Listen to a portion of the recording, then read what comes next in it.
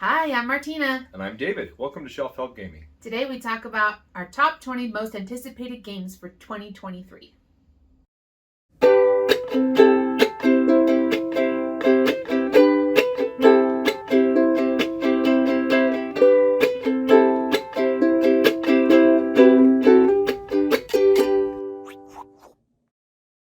Alright, so first on the list, number 20, is a game called Mystery of the Abbey. Mystery of the Abbey was an old game by Days of Wonder that's kind of Clue-esque. You're all monks in this abbey, and you're trying to go around trying to solve a murder. And Murder in the Abbey. I really like Clue, but I have issues with its roll and move mechanic, and then suddenly you're magically transported to a room whenever someone accuses you. I've always hated that. And this is apparently a better version of that. You're going around collecting clues and evidence, just like in Clue. But then every so often, you all have to rush back to the chapel because there's a mid-morning and morning and afternoon mass or something you all have to attend. Oh, that makes sense. Yeah. So this game is very rare, out of print, and very, very hard to find to get your hands on. But it was recently released that the rights to it were picked up by Mojito Studios, and they're going to be reprinting it sometime soon. So I don't know when that's going to happen, but I'm really excited to take a look at this game and possibly get our hands on it and give it a try. Next on the list is Scoville. So Scoville is a cool pepper farming game that was originally by Tasty Minstrel Studios, which is unfortunately went defunct. They went under and they're no longer in business. A lot of their properties have gotten bought up by other companies, and Trick or Treat Studios apparently picked up the rights to Scoville. It's kind of outside of their normal wheelhouse of games. Trick or Treat Studios kind of mostly does Halloween themed games. You go around planting these peppers of different colors, and then you're combining the colors to make different new peppers, and then you're using those peppers to make different salsa and fulfill orders and stuff. And it's just really cool, unique theme. You don't see a lot of themes with spicy chilies and stuff, and we grew up in New Mexico and we love the spicy green chilies down there. So yes.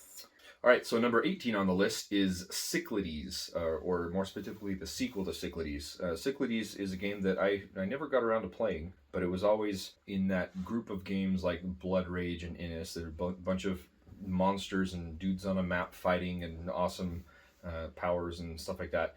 I've always wanted to get into it, but it was announced that they're coming out with a revamped version, tentatively named Cyclades 2. I don't know if that's going to actually be the release title or not, if it's going to be a completely different game in the same theme, or if it's just going to be the reworked mechanics of the original game. So I look forward to maybe giving that a try whenever that comes. It was rumored that it was coming to some sort of crowdfunding, but I don't know if that was going to be GameFound or Kickstarter or any of the other take your pick crowdfunding sites. Yeah. Next on the list is Batman: Escape from Arkham.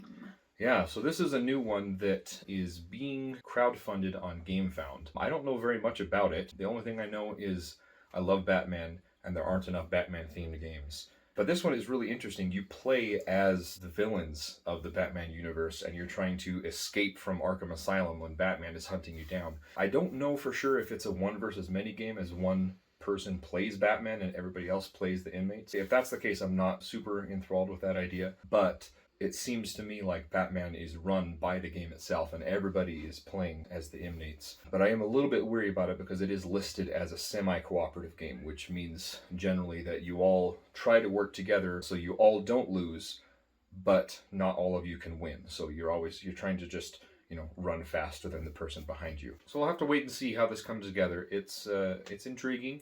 Yeah, we'll have to see how it plays. I don't know. There's not a whole lot of details on there on the gameplay. They keep making updates on the miniatures and the sculpts and everything, and they don't really expound on the rules. So I'm intrigued. We'll see what happens. Yeah, the art's great.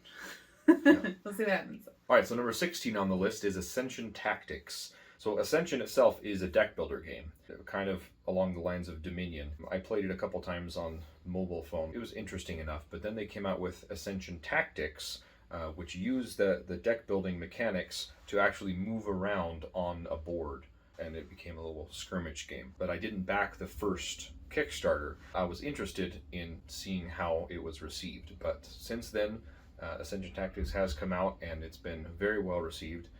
It looks very interesting, and now they just announced a second campaign, which I believe is a standalone game, but you can also use it to expand the contents of the original game, called Ascension Tactics Inferno. So that should be launching sometime soon. Those minis are fire. Yeah.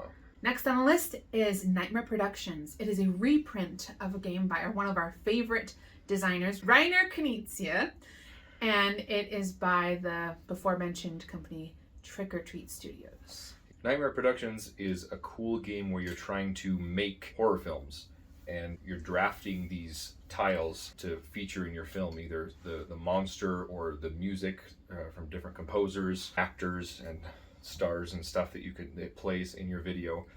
And you get a certain amount of stars by how much it is, and then you get awards at the end, the best horror film of the year, and there's even an award for the worst horror film of the year, because a lot of those can be campy, fun cult classics. This looks fun. And it's a really cool thing. It's been reprinted several times and out of stock several times, but this is a new one. I believe this might be out right now. I'm not sure. It was out for pre-order on several websites. I'll have to check on that, but it might be available right now. But it looks very interesting.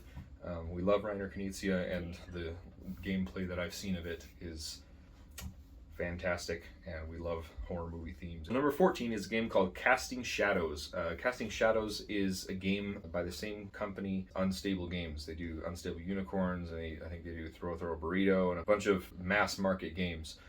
But they came out with this game called Casting Shadows, and it's kind of more of a gamery game than the previous titles. And you go around the board as this little animal creature collecting gems and tokens and power-ups and stuff, and eventually you can evolve your creature Pokemon style into this like massive super powerful version, whatever, and try to take out your other opponents. And it looks super cute. Yeah, so cute. We struggled with whether or not we wanted to back this. I know. Ultimately we landed on it was a little bit too expensive for what kind of game it was, but we decided to wait till it hit to retail, hopefully, and we pick up a retail copy and try it, because it looks really fun. It looks really cute. There's axolotls in it, which are your favorite. It is like a cute one too. Yeah.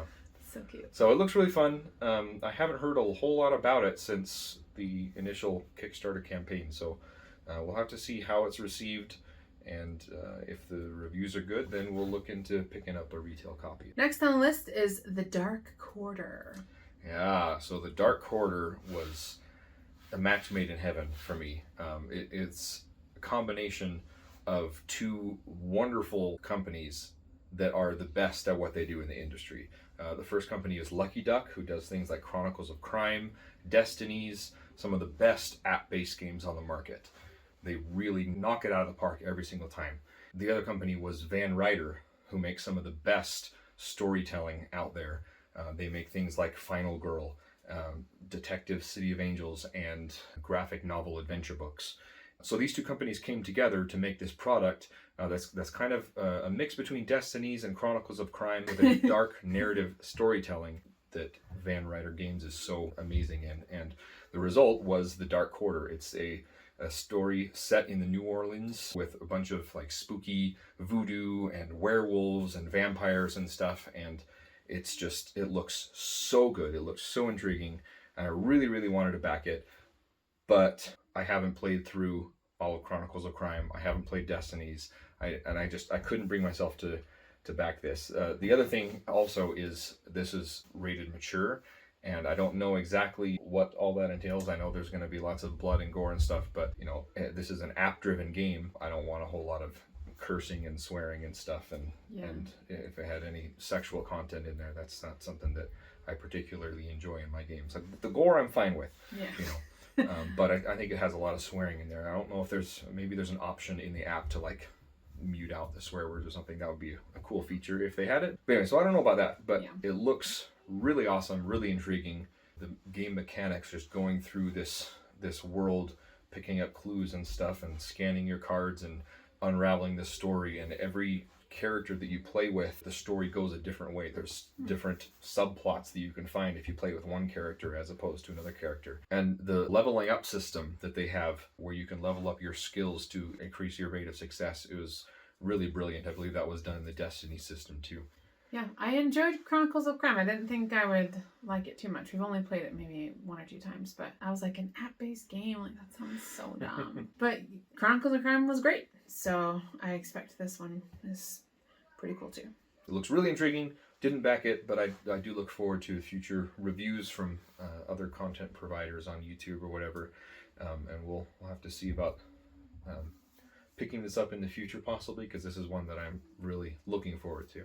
All right, so the next game, number 12, is Last Light. This one is developed by Roy Cannaday, who's affiliated with the Dice Tower. I've always wanted to try an epic 4X space game, but I don't have the time. But Last Light is supposed to condense that experience down into a short, hour and a half game or something like that, depending on the players. And I was intrigued on that. I think we can still late back this. So this is one that I have a tab open, thinking about late backing it. This was on GameFound.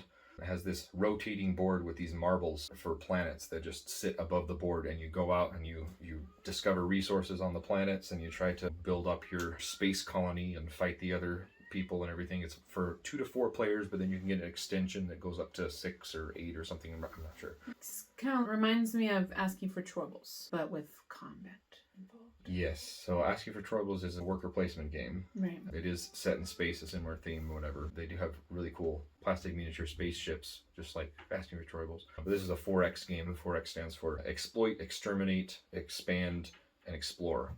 I think not in that order, but yeah, it's a very specific genre of games, often civilization games or space games.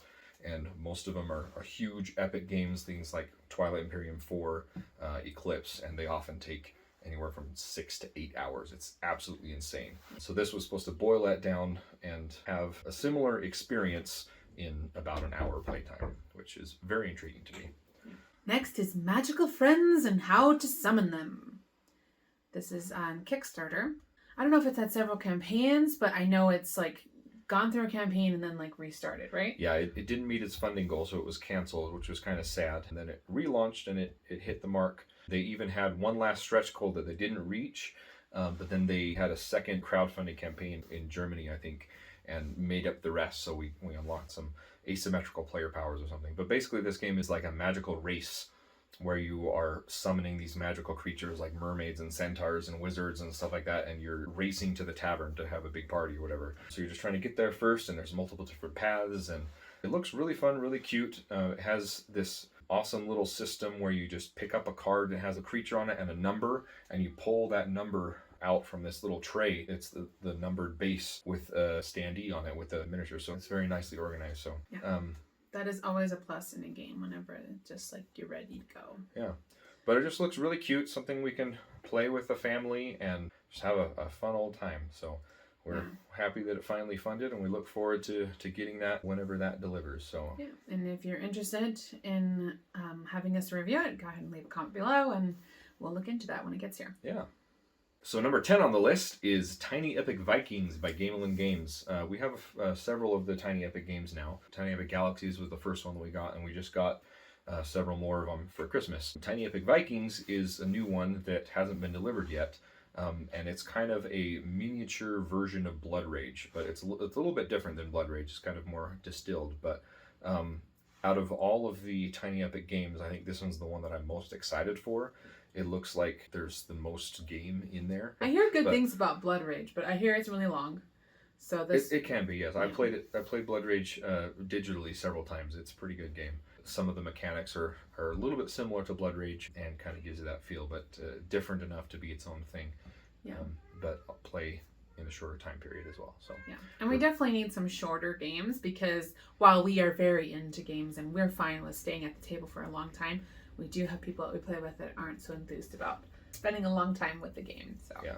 But yeah, this game looks really fun. It's the first Tiny Epic game to actually have a game board. Most of the time they're just composed of cards that you lay out on the table, but it actually has a mounted board on there, and you have your special Norse gods that you have selected for that round that you have to try and appease or whatever, and get glory, and go on raids and pick up rune stones for abilities and stuff like that. It looks really fun, so yeah. Look forward to it. Number 9 is Castles of Burgundy. Now, we already have this game, and it's one of my favorite games, and they're doing a prettier version of it, and it's going to be great because the castles are not burgundy in the original game. It's really weird. They're green. I don't know. So yeah, for the first time they're actually making the castles a dark burgundy red. Yeah. For some reason, they had light green for the animals and then a dark green for the castles. And Yeah. I didn't even notice it before. And they're like, oh, why is there a red color? What's that? Oh, that's the castles because they're burgundy. Yeah. This is a new special edition that was crowdfunded on GameFound. And we went in on group pledge with a bunch of people in our area. And it's super deluxe. They have 3D miniatures for all of the castles. They have a new expansion, the Vineyards expansion that hasn't been released before. It's interesting to try out. We also got the acrylic tiles upgrade, but if you want to, they actually had 3D miniatures of all of the different buildings and animals and ships and everything like that. I think that's a little bit overboard because you still too have much to 3D. You still have to pull the tile out from a bag. You can't pull a miniature out of a bag. So you're supposed to take the tile from the bag and then grab the corresponding miniature, and that's a bit ridiculous. But the castles, I think, are really cool, fun addition to have 3D things, and then everything else have the acrylic tiles to it. But we look forward to getting our new special edition of Castles of Burgundy whenever that is set to deliver. These crowdfunding games take a while sometimes, especially after the pandemic with the shipping crisis and everything.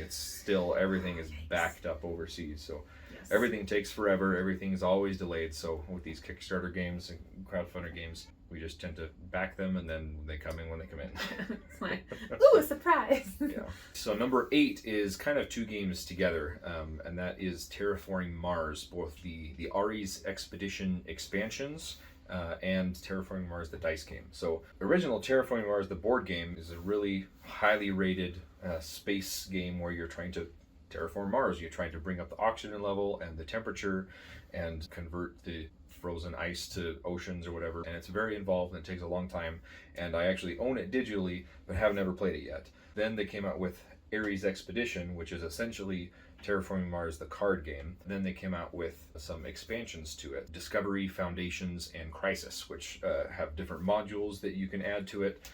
They can turn it into a cooperative game, so you've already terraformed Mars, and now there's a bunch of disasters and meteors that are trying to hit, and you're trying to cooperatively keep Mars from being destroyed, basically. There's also upgrade cards that you can upgrade your action cards throughout the game, so you get better benefits. There's another expansion that you can play with more than 4 players, so we're excited to get that. I did back those.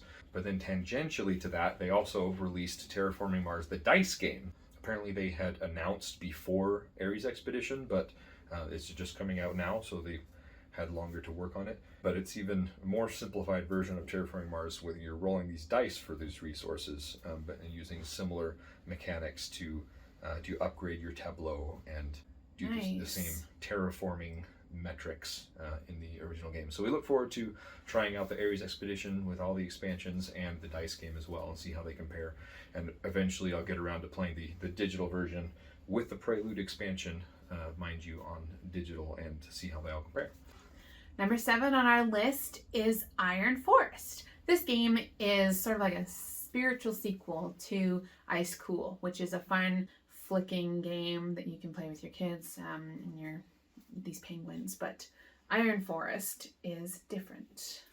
Yeah, so Iron Forest takes it to a new level, literally, by having 2 levels of boards that you can flick around. So there's a top layer with holes in the floor that you can flick your mechs down and go down on the lower floor, and then they have a catapult that you can use to fling them back up on the top. But it's kind of a more deep version of Ice Cool, because Ice Cool, you're basically just running around collecting fish and trying not to get caught by the catcher. So this has a lot more involved. You can get different power-ups. There's different scenarios that you can play through, that you're trying to get to a certain objective or get a certain amount of points or damage the other person's base or something like that. I don't know all the details, but it looks super fun. It's going to be a Kickstarter exclusive, but our kids love Ice Cool, and we just got Ice Cool 2, so you can combine them into a big epic game. And apparently there may or may not be a scenario or 2 where you can combine Iron Forest with Ice Cools. That's going to be absolutely ridiculous. They're kind of conflicting worlds, because I'm looking at Iron Forest here and I see like these iron giant type looking transformer guys. Yeah. Number 6 on our list is a game called Beast by Studio Midhall. This is a very beautiful and intriguing game. It's a hidden movement, 1 player versus all game, where one player plays this mythical beast of Scandinavian mythology, I think. And they're secretly moving around this board, and everybody else is hunters that are trying to hunt down the beast. And every once in a while they have to leave, footprints or something of where they've been, or, the beast has to eat a certain number of sheep or something in the village to win the game. And all the hunters and the beast have special abilities that they can use, and each beast plays different, each hunter plays different. And it just looks really awesome and beautiful. I've always been intrigued by hidden movement, one player versus all games. We have the original Scotland Yard game that we still haven't played, but this one just looks to be absolutely amazing. Yeah. And we look forward to getting it in. We did back this on Kickstarter, and hopefully it should be shipping soon. So they've been sending some updates on the manufacturing and the shipment progress. So number 5 is Final Girl. So this series, at first I was not very excited about, because I was like, it's a 1-player game. Great. So Dave is going to be having all the fun in his office with this 1-player game while I just have to find something else to do. This is probably true. Yeah. So, but he was like, no. Apparently people play it multiplayer, but you're just like moving one character around. Yeah, there's been lots of people that have gone through it together and making decisions together, but essentially Final Girl is a 1-player game where it's the final girl trope. You have a psychopathic killer that's going through and he's murdering a bunch of fools, and you're the final girl trying to make a last stand and take out the killer before he takes out you. So they have Final Girl Season 1, which was super popular, super successful, and they have several classic horror villains on there. So we actually picked up some of the original ones that we're going to try out here soon. But then they launched Final Girl Season 2, which has a whole lot of other ones. They have one that's an alien themed, one that's a thing theme, one that is a crazy asylum theme, there's a werewolf, and there's some home intruder theme. So is that like what a stranger calls or something? Yeah, it's like there's 3 separate killers that come and invade your home. So I'm very excited for Final Girl Season 2 to be wrapping up. They're just about ready to send those off. And there's rumors that they're going to launch Season 3 very soon, which is exactly what they did as soon as Season 1 was starting to be delivered and reviewed by content reviewers. That's right when they launched Season 2. So if they're keeping informed, as soon as they release Season 3 and people are starting to get their hands on it and very hyped for the series, they might be launching Season 3 very soon after that. So I'm excited for both Season 2 to get it and for what a potential Season 3 might look for, because this game looks really, really fun. Rolling dice, and there's lots of ways to mitigate the dice and to try and stay alive, and you're purchasing cards to make your hands better in future turns. Kind of like a deck builder, but it's more like a hand builder, because you build your hand for the next turn and then you use those cards and they go back in the purchasing tableau or whatever that you need to buy them again. So it's kind of like a deck builder, but it's only a one-time use thing. Okay, but we're playing it together. Yes. Together. Yes, right, together. Mm-hmm. Yes, that was the stipulation on buying this, is that we were going to play it together. Yes, we will always, 100% always play it together. You're making me mad. So number 4 is Cthulhu Death May Die, Fear of the Unknown. Now we just got the original standalone Season 1 Cthulhu Death May Die for Christmas, and we played it several times with my son and I, and we absolutely love it. We've fallen in love. It's such an awesome modular game. I think we played it 5 times before we won the first scenario with Cthulhu. But we got there. We did it. We smashed Cthulhu's face in. And this game is so amazing and brilliant of how it's designed. You just take an episode that has its own monsters and objectives to try and disrupt this ritual to summon this great old one, and then you take your choice of great old one and you mix all the contents together, and there's your game, and then you choose different investigators that have special powers, and it's just so much fun. It's so amazing. So this Fear of the Unknown is both a standalone game that you can play on its own, but it's also designated as Season 3, and then they also launched Season 4 as an optional buy on there too.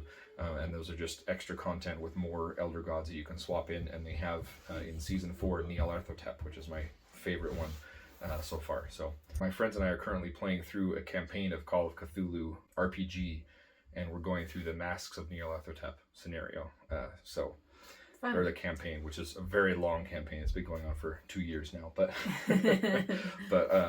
Nyarlathotep's pretty awesome, and I'm pretty excited for more Cthulhu Death May Die. Number 3 on the list is Marvel United Multiverse. Yes. So if you watched our video last week, Marvel United was on our list of top disappointing games, and my number one issue with the game is its lack of retail availability, and you can only get this stuff through the Kickstarter. And I said, if they ever did another Kickstarter, I'm going to back it 100% all in, getting all the content, because it's awesome. So yeah, they launched another campaign of Marvel United. So this one is a little bit different from the previous campaigns, and I'm not sure how I feel about that.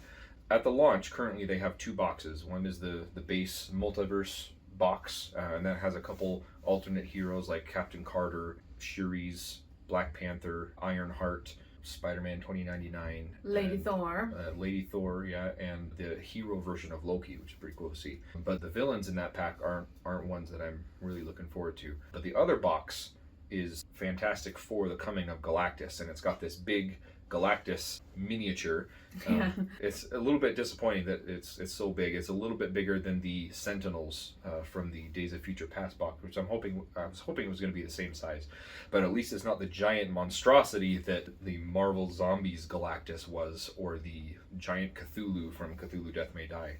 Because that's just absolutely ridiculous and absurd. It's not too bigger than I would have liked, but it looks super fun. All of the locations are different sectors of the world, and Galactus just turns to face each sector and just like obliterates everything that's there. Of course, you can't defeat Galactus, you just have to persuade him to not destroy the Earth. So it looks really fun. I like a lot of the unlocks that they've made so far, but the other thing that I'm not so sure about is the previous Kickstarters. You could get an all-in pledge with everything that they have up to that point in Marvel United.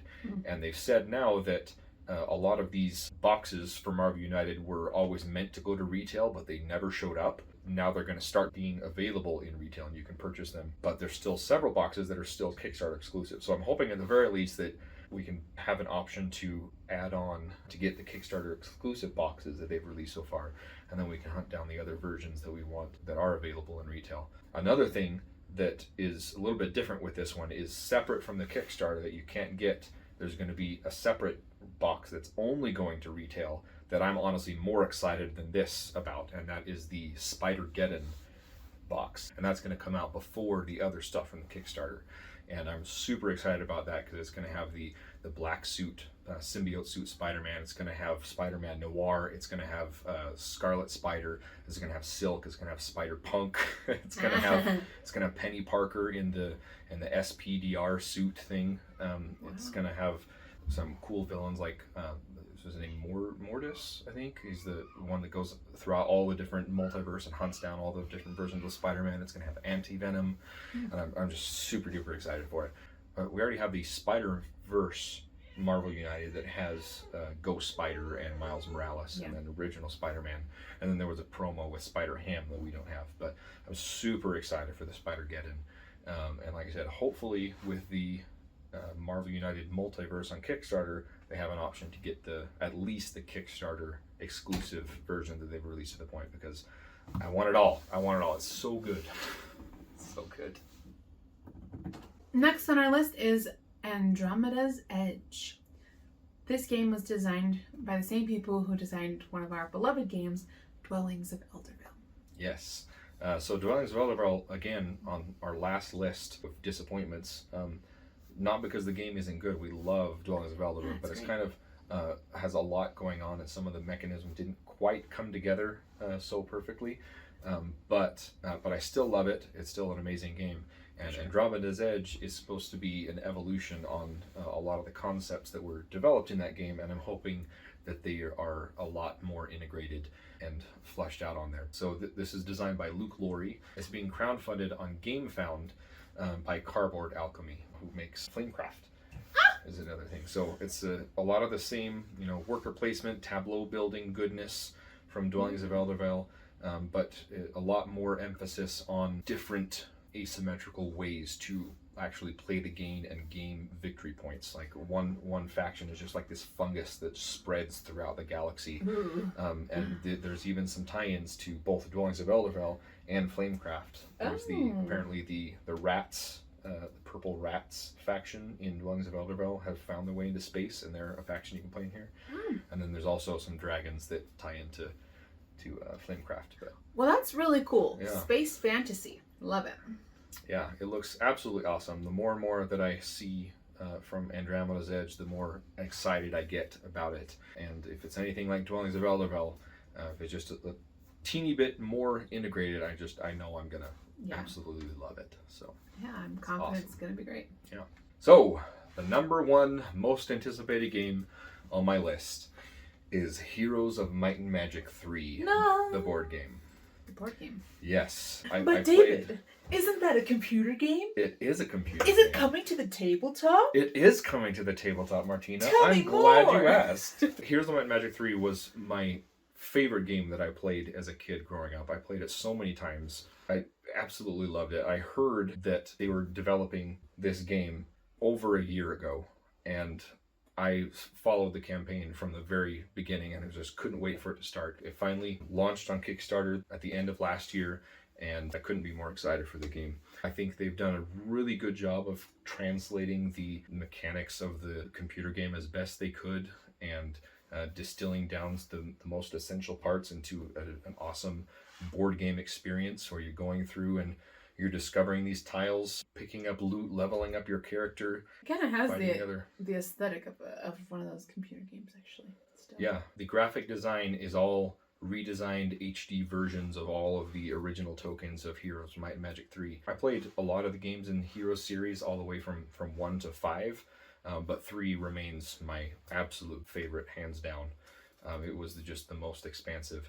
And with this Kickstarter, they have most of the factions in the original game. It was a little bit disappointing. They did a poll in the very beginning, before they even launched, when they're still developing, asking the community what were their favorite factions that they wanted to be included.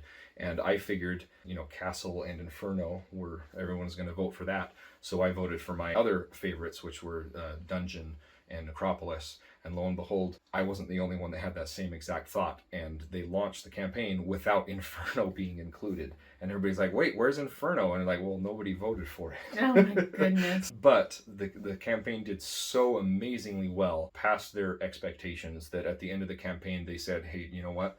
People are asking for Inferno. We're going to create another add-on where you could purchase the Inferno expansion too. So in the base game, they have Castle, Necropolis, and Dungeon. And then there's other expansions for Fortress, Rampart, Tower, and Inferno. And unfortunately, they still don't have Stronghold or Conflux or the non-released Cove faction.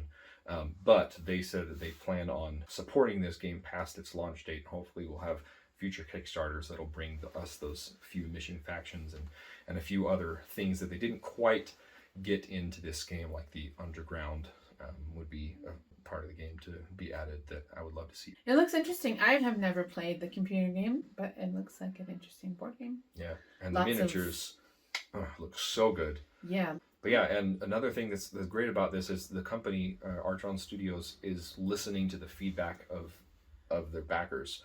They've made several suggestions and made changes, including dual layered boards and the Inferno and faction itself. And another thing was they were playtesting a couple different versions of their battleground scenario, and the backers were saying that it looked a little bit cramped at 3 lanes. They tested out 4 and 5, but they said they ended up expanding it, I think, to 4 lanes. So it's always great to hear when a company will actually listen to their fans and provide feedback and make changes to the game based on their feedback, and they've done that several times. I'm super insanely excited for Heroes of Might and Magic 3. Okay, well, that is our list of most anticipated games of 2023. We hope you enjoyed spending time with us. Comment down below if there's any other anticipated games on your radar that didn't make our list, and we'll take a look at them as well. Thanks for joining us here on Shelf Help Gaming. Remember to help your shelf to some games.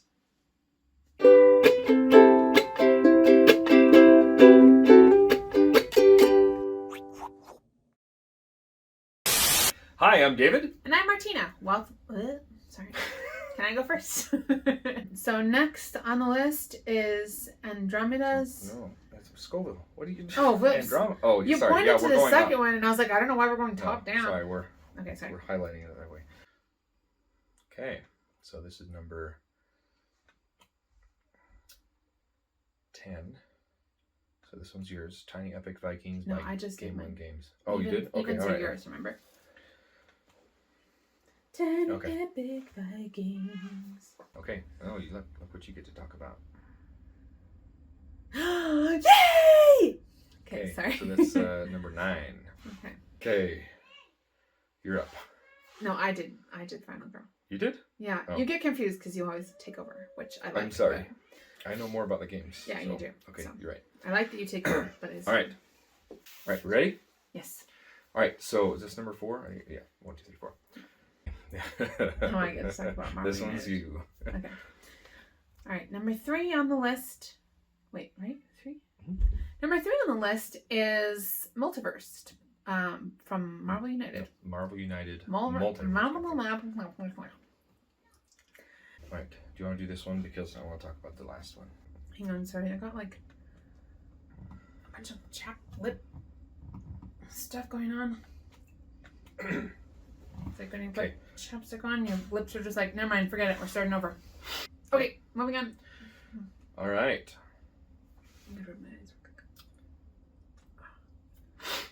Rusties. Okay, sorry. Okay, so this one's mine now. Sure. Okay. One of our favorite designers, Reiner Knizia? Yeah. Reiner Knizia. You all have to rush back to the chapel. It was announced. Get to the chapel. Get Sorry. to the chapel. To the chapel. Get to the chapel. Get to the chapel. I'm sorry.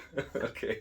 Now that our terrible impersonations of Arnold Schwarzenegger are over, Yeah. we continue with our regularly scheduled programming. Look at the thing. It's just Scoville. Okay, Scoville. Look at the camera. Trick or Treat Studios. Okay. Next on the list is Scoville from Trick or Treat Studios. Well, Trick or Treat Studios is picking it up. Sorry, it was originally from. Okay, sorry. I shouldn't read your notes because you wrote the notes. It was originally from Tasty Minstrel Games that went out of business. Went out of business. Minstrel. Yeah. Ooh, look at her. She's go ahead. Tasty Minstrel. Okay. That's cool that you would think that a company called Tasty Minstrels came up with a salsa game, and then it's picked up by Trick or Treat. So it's like a theme.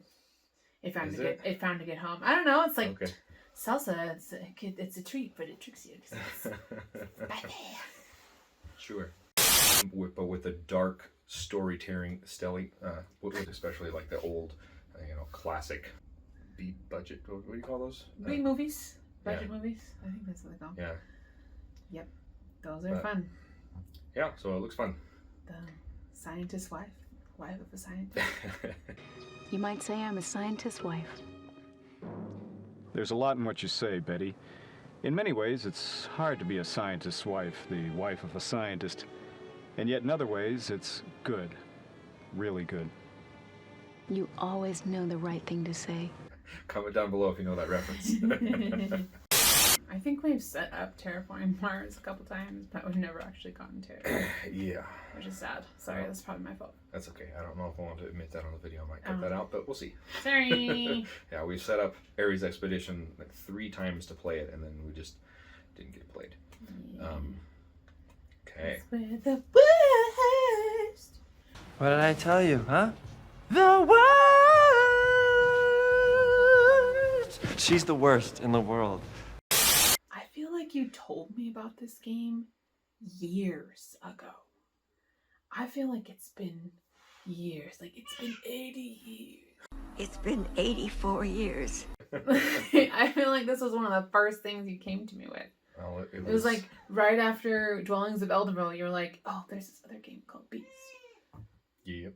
It was successfully funded on October of 2021. See? So, Years. Yeah. Years. like I said, the pandemic screwed everything up. Yeah, It's that ridiculous. 2021, that's not a great year. It's ridiculous how long everything has still taken to get back to normal. Yeah. So. But I'm really excited to try Beast. I have Scandinavian genes. So heritage. I have Scandinavian heritage. As do I. Oh. I look like it. You don't. Yeah. It's because my other heritage is more dominant. But I do have it. My grandfather was an immigrant from Sweden. So cute. See you and Jacob bonding over tentacle monsters. Elder gods. Horror. Preventing the summoning of the Elder One. It's a fun game. It's really, really fun. Yeah. So he has a blast. He's having fun the whole time. Yeah. Yeah. We're filming a video. Do you need something, Nessa? I have these cubes that we're recording right now, guys. I just wanted to ask if I could go to... We're in the middle of filming. Can you wait, please? And you could have waited to ask that question, Summer. Summer, can you please take them all upstairs? Play something on the TV up there. You can even have a Pop-Tart. There you go. You can all have a Pop-Tart if you go upstairs and be quiet. Good job. Have a Pop-Tart. All right, number 6. No, eat a Pop-Tart. We're filming a video. Please, we're almost done. All right. Does she have a Pop-Tart? If nobody's made Pop-Tarts, I swear. Give that baby a Pop-Tart. Pop-Tarts to the rescue. What's the matter? What's the matter? Where did they go? Pop-Tarts? Did you get a Pop-Tart for the baby? I'm a Pop-Tart. Okay, go get a Pop-Tart. Strawberry. You get a Pop-Tart and you get a Pop-Tart and everyone gets a Pop-Tart. Go get one. What are you doing? Love you. Love you. What do you need? Go watch Mickey Mouse. So why should have done it during her nap? Sorry, it was the slowest poke today. What are you doing, huh? You want to say hello? Yeah. Camera's right there. Say hi. Hi. Okay, say bye. Say bye. Bye. Bye, kiss. Mwah. Good Okay, job. you're gonna go play now, okay? Love you.